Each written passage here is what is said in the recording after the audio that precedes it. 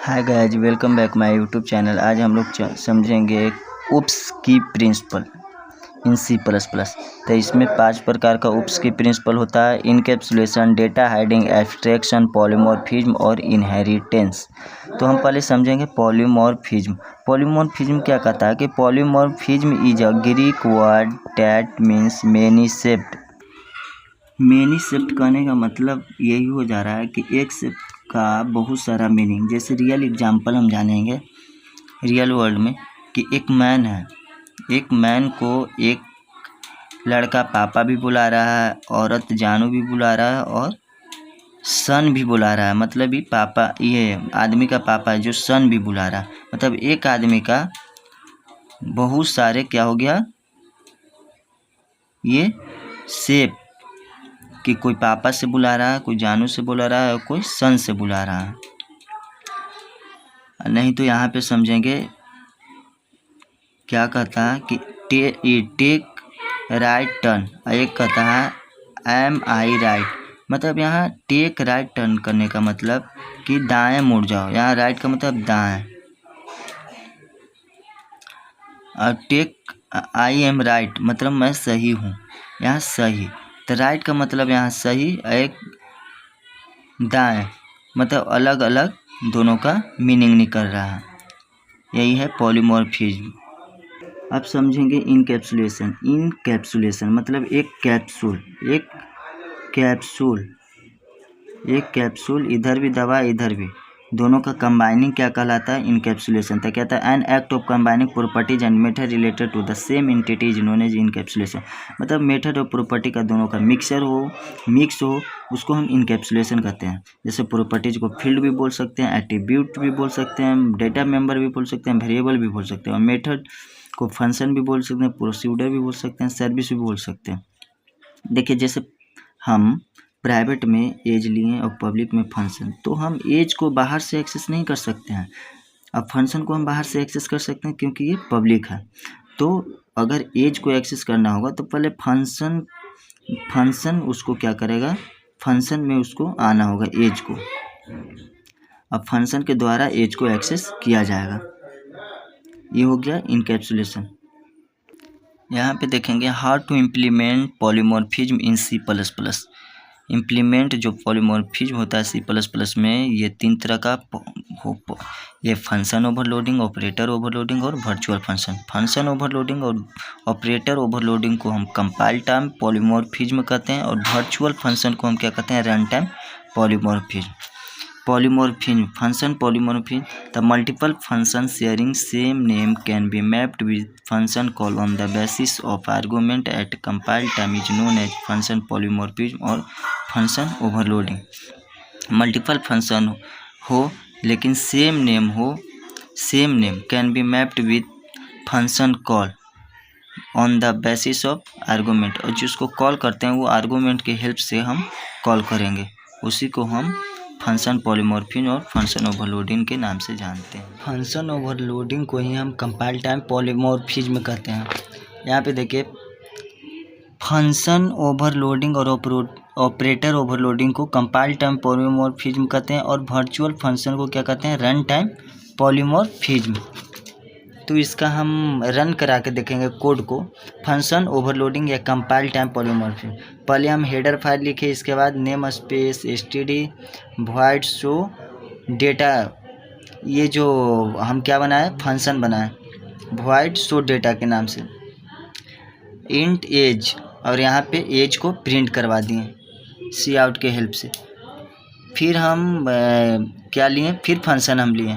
Function का name तीनों का सेम है, void show data, void show data, void show data, लेकिन आर्गूमेंट अलग अलग है, इंट एज, स्ट्रिंग नेम और डबल सैलरी।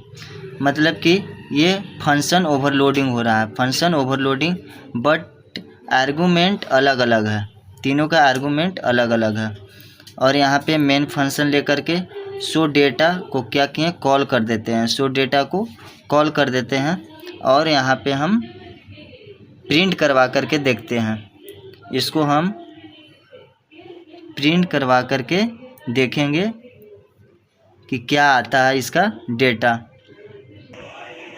देखेंगे कोड पहले हच इंक्लूड आईओ स्ट्रीम, इसके बाद यूजिंग नेम स्पेस std, इसके बाद हम फंक्शन बनाए void शो डाटा, इसके अंदर हम क्या रखें इंट एज, और फिर प्रिंट करवा दिए सी आउट एज को, फिर void शो डाटा, क्या फंक्शन ओवरलोडिंग हो रहा है, फंक्शन का नेम सेम है और आर्गूमेंट अलग अलग है। फिर डबल में सैलरी रखें void शो डेटा डबल में सैलरी, सी आउट सैलरी को प्रिंट करवा दें। फिर मेन फंक्शन में गए और मेन फंक्शन में जा कर के हम क्या किए शो डेटा को कॉल किए, और ऊपर में इंट था एज, तो एज ले लिए 23, और स्ट्रिंग में नेम लेना था तो बिहारी कोडर, और फिर शो डेटा को कॉल किए सैलरी के रूप में 15,000 ले लिए 50,000, और क्या करवाएं इसको प्रिंट करवाएं। ये क्या किसका एग्जाम्पल है, फंक्शन ओवरलोडिंग का, कंपाइल टाइम पॉलीमॉर्फिज्म। इसको जब हम रन करवाते हैं तो ये रन हो जाता है, देखिए एज नेम और सैलरी। ठीक, अब हम जानेंगे दूसरा देखेंगे रन टाइम पॉलीमॉर्फिज्म। तो रन टाइम पॉलीमॉर्फिज्म में हम देखेंगे code Hutch include IO stream using name space std, इसके बाद क्लास, इसमें क्लास बनाना ज़रूरी है ताकि हम फंक्शन ओवरलोडिंग में कंपाइल टाइम पॉलीमॉर्फिज्म में विदाउट क्लास के बनाए थे, लेकिन इसमें क्लास बनाना ज़रूरी है। क्लास ए, फिर पब्लिक में फंक्शन लिए void डिस्प्ले, और इसमें हम सी आउट में क्या कर दिए दिस इज एप्पल। फिर हम क्लास बी एक बनाया, क्लास बी के अंदर हम इनहेरिट कर दिए क्लास ए को, और मेन फंक्शन में हम मेन फंक्शन ले लिया। मेन फंक्शन के अंदर क्या है बी जो है क्लास, उसमें ऑब्जेक्ट बना लिए obj, और कॉल कर दिए obj डॉट डिस्प्ले। तो कॉल कर दिए तो क्या प्रिंट होना चाहिए, तो प्रिंट में आउटपुट में आएगा दिस इज एप्पल का, कि क्लास जो बी में है उसको डिफाइन किया हुआ नहीं है इसके अंदर कुछ, तो यो क्लास ए में खोजेगा ये फंक्शन को, लेकिन नहीं मिल पाएगा, तो फिर क्या में जाएगा क्लास ए में जाएगा, क्लास ए में मिलेगा तो दिस इज एप्पल, तो वो प्रिंट होगा। देखेंगे हम सिस्टम पे रन करा करके, देखिए ये रहा कोड रन टाइम पॉलीमॉर्फिज्म का। अब हम जब रन कंपाइल पहले करवाते हैं, कंपाइल करवा दें, अब रन करवाते हैं 0 एरर के साथ। कंपाइल तो हो गया 0 एरर 0 वार्निंग के साथ। अब इसको हम रन करवाते हैं, क्या करवाते हैं रन, तो रन करवाते हैं तो this is an apple print हो गया सही।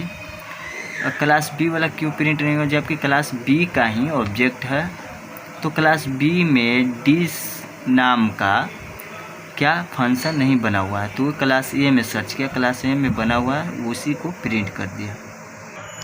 क्लास ए वाला उसमें प्रिंट करवाया था। अब हम क्लास ए में तो हम फंक्शन में क्या प्रिंट तो करवाए हैं दिस इज एन एप्पल, लेकिन अब की अबर क्लास बी में भी हम फंक्शन बनाए हैं और उसके अंदर भी हम this is a ball pass किए हैं।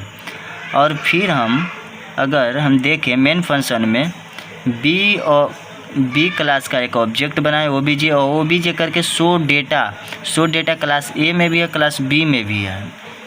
तो अगर हम कॉल करते हैं, देखते हैं कौन कॉल होगा आपके मर्ज़ी से। क्लास बी वाला कॉल होगा, क्योंकि क्लास बी में पहले सर्च करेगा और शो डेटा देखेगा हेड, इसको डिफाइन किया हुआ था, हाँ यहाँ पे है, तो इसको कर देगा, आगे नहीं जाएगा। तो देखेंगे हम कंपाइल करवा के, यहाँ पे अच्छा एरर मार रहा,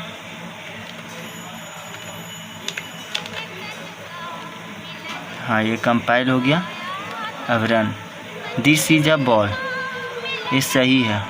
देखिए क्लास बी वाला प्रिंट हो गया, क्लास बी का प्रिंट हो गया, पर क्लास ए वाला प्रिंट नहीं हुआ है। ये दूसरा प्रोग्राम फिर हम देखेंगे कि वो तो क्लास बी वाला एक्सेस हो गया था, क्योंकि क्लास बी का ऑब्जेक्ट बनाया था, क्लास बी में फंक्शन बना हुआ था इसका। लेकिन क्लास बी का अबर भी ऑब्जेक्ट बना हुआ है, लेकिन इसको अगर हम ए वाले को हम एक्सेस करना चाहते हैं, बी वाले को नहीं। बी वाले तो एक्सेस हो जा रहा है, लेकिन बी वाले को नहीं, ए वाले को। तो उसमें स्पूक रेजुलेशन लगा करके हम शो डेटा करके कॉल करके हम क्लास ए में बने फंक्शन कॉल कर सकते हैं। देखिए दिस इज एन एप्पल है, इसको पहले कंपाइल करवाते हैं, 0 एरर 0 वार्निंग के साथ हो गया कंपाइल। अब इसको रन करवाते हैं, दिस इज एन एप्पल हो गया। जबकि ऑब्जेक्ट देखिए मेन फंक्शन में ऑब्जेक्ट बी का बना हुआ है, लेकिन ए वाले क्लास ए वाले को कॉल कर पा रहे हैं। किस प्रकार? क्लास ए का नाम लिख दिए, पहले ऑब्जेक्ट डॉट क्लास ए का नाम, क्लास जो ऊपर में था तो ए क्लास था, तो क्लास ए का नाम, स्कोप रेजुलेशन, उसके बाद शो डेटा, फंक्शन का नाम, कॉल करवाते हैं, कॉल हो जाता है। अगर फिर हम देखना चाहते हैं कि क्लास ए को ऐसे स्कोप रेजुलेशन न लगा करके हम पॉइंटर से किस प्रकार कॉल कर सकते हैं, पॉइंटर के माध्यम से। तो पॉइंटर के माध्यम से भी आप देखिएगा, पॉइंटर के माध्यम, देखिए ये पॉइंटर के माध्यम से बनाया हुआ है। पहले हेडर फाइल लिख दिए, सारा कोड उसी प्रकार है, बस मेन फंक्शन में यहाँ पे देखेंगे। मेन फंक्शन ऑब्जेक्ट बनाएं किसका? क्लास बी का, और पॉइंटर बनाएं क्लास ए का, ए स्टार PTR। तो जिसका पॉइंटर बनता है जिस क्लास का, उसी के डेटा एक्सेस करता है। क्या करता है? एक्सेस करता है। तो PTR में एड्रेस OBJ का डाल दिए, जबकि OBJ क्लास बी का है, और यहाँ PTR पॉइंट कर दिए, पॉइंट एरो से PTR शो डेटा को। तो देखते हैं किसको ये कॉल करता है, क्लास ए वाले को या क्लास बी वाले को। तो पॉइंटर जिसका बना हुआ रहता है, जिस क्लास का, जिस ऑब्जेक्ट का, उसी को पॉइंटर करता है, उसी एड्रेस को। तो देखिए क्लास ए वाले को पॉइंट किया है, दिस इज एन एप्पल। इस प्रकार से रन टाइम पॉलीमॉर्फिज्म और कंपाइल टाइम पॉलीमॉर्फिज्म बनता है। फिर अगर हम क्लास ए वाले को एक्सेस न करके क्लास बी वाले को एक्सेस करवाना चाहते हैं, तो किस प्रकार से ये एक्सेस करेगा, वो भी हम देखते हैं। इसमें तो कॉल हो जा रहा था, क्लास ए वाला कॉल हो रहा था, क्या कि इसी का हम क्या बनाए थे, पॉइंटर बनाए थे ना। हाँ, लेकिन हमको क्लास बी का क्या करना है, क्लास ए वाला कॉल हमको पॉइंटर है, तब पर भी हमको क्लास बी वाला को क्या करना है, एक्सेस करना है। क्लास ए वाला डेटा को एक्सेस नहीं करना। तो क्या करेंगे, रन टाइम पॉलीमॉर्फिज्म, पता ही है कि वर्चुअल पॉलीमॉर्फिज्म को रन टाइम पॉलीमॉर्फिज्म कहते हैं। तो इसको क्या बना देंगे, हम वर्चुअल बना देंगे, VIRTUAL, वर्चुअल। अब इसको कंपाइल करते हैं, कंपाइल तो हो गया 0 एरर 0 वार्निंग के साथ। अब देखते हैं कौन कॉल होता है। हाँ देखिए वर्चुअल कॉल नहीं होगा, अब होगा क्लास बी वाला कॉल। तो क्लास बी वाला कॉल हो गया। अब हम देखेंगे इनकैप्सुलेशन का एग्जाम्पल। ये रहा इनकैप्सुलेशन का। इनकैप्सुलेशन क्या करता था कि an act of combining properties and method related to the same entity, एक ही एंटिटी में मेथड और प्रॉपर्टी दोनों हो, मतलब फंक्शन और वेरिएबल दोनों हो। तो देखिए यहाँ पे फंक्शन भी है और वेरिएबल भी है। इनकैप्सुलेशन बनाया है, पब्लिक में क्या लिए हैं, एज, स्ट्रिंग में नेम, क्या लिए हैं, स्ट्रिंग में नेम। अब यहाँ इनकैप्सुलेशन को जब हम कॉल करते हैं तो इनकैप्सुलेशन ENCP को ऑब्जेक्ट क्या लिए, ई। अब ई से जब हम डेटा रखते हैं एज 23 या नेम बिहारी कोडर, और उसको प्रिंट करवा देते हैं। क्या करवाते हैं, प्रिंट। तो देखिए प्रिंट हो गया। और यही डाटा हम अगर एज को क्या प्राइवेट में रखें, क्या रखेंगे, प्राइवेट में। इसको क्या रखेंगे, हम हटा लेते हैं यहाँ से, और हम क्या कंट्रोल भी कर दिए। एक सेकेंड, एज को हम अगर हम प्राइवेट कर देते हैं, क्या करते हैं, प्राइवेट,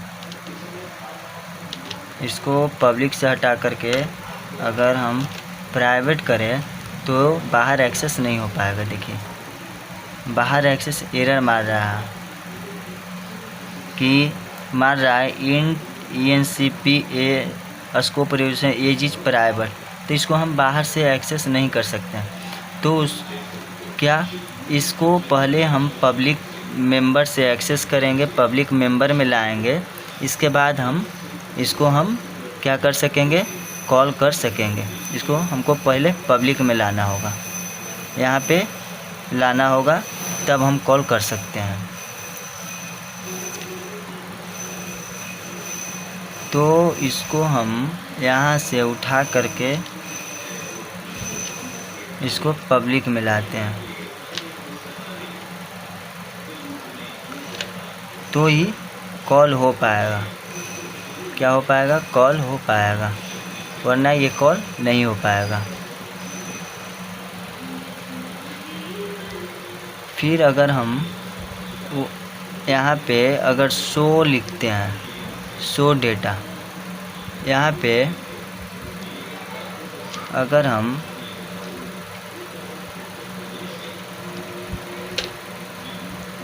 e.show लिखते हैं, शो, इसको हम प्राइवेट में शो को क्या करते हैं, बनाते हैं प्राइवेट में।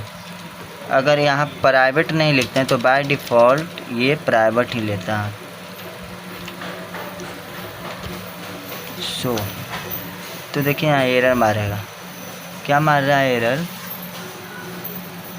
कि ओवरलोडेड फंक्शन, क्या मार रहा है, ओवरलोडेड फंक्शन। यही हम अगर पब्लिक में बनाते हैं,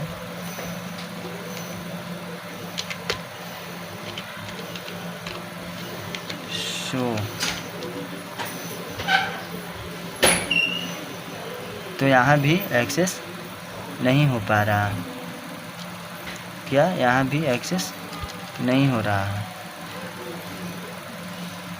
e.show। अच्छा,